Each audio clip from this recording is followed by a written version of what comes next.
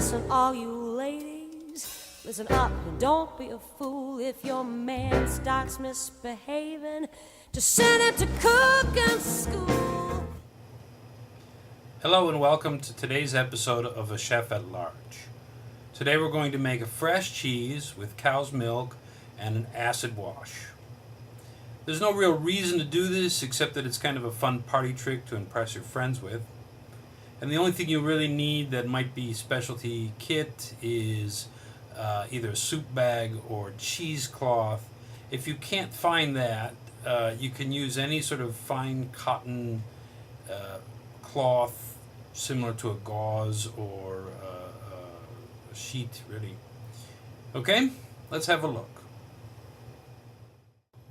To make this, we'll need 1 liter of fresh milk, not UHT, 50 ml fresh lemon juice, 5 grams sea salt, and optional herbs such as 5 grams of chopped chive.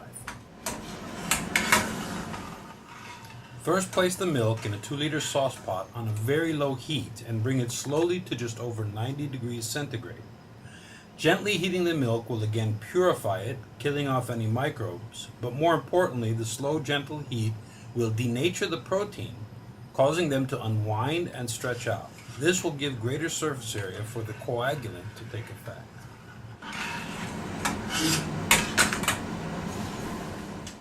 If you have your own cow or have access to a cow, you can get fresh, unpasteurized milk. This will significantly increase the yield and size of your curd because the molecule clusters involved are broken down during both pasteurization and homogenization.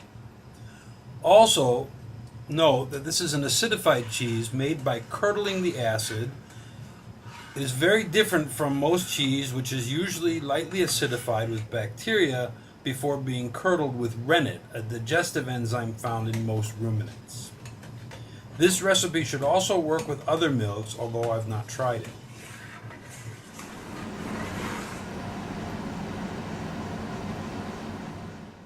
Once the milk has come to above 90 degrees, but before it boils, we can cut the heat and add in the acid. In this case, lemon juice.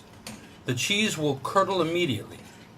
Give it a gentle stir and let it rest for at least 15 minutes.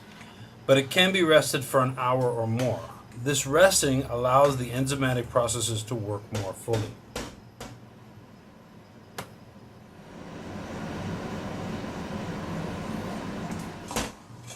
Once it has rested, we will need to separate the whey from the curd. We do this by simply pouring the entire mixture through a cheesecloth. This will quickly separate out most of the curd from the whey.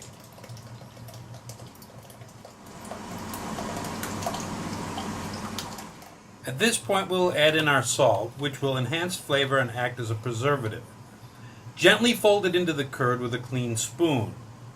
At this point, you can also mix in fresh herbs if you like, for instance, fresh chopped chive, which will add color, texture, and flavor to your final product. But adding herbs may reduce the shelf life because the herbs have not been pasteurized. At this point, you will need to decide if you want a creamy cheese spread or a delicate but sliceable solid cheese round.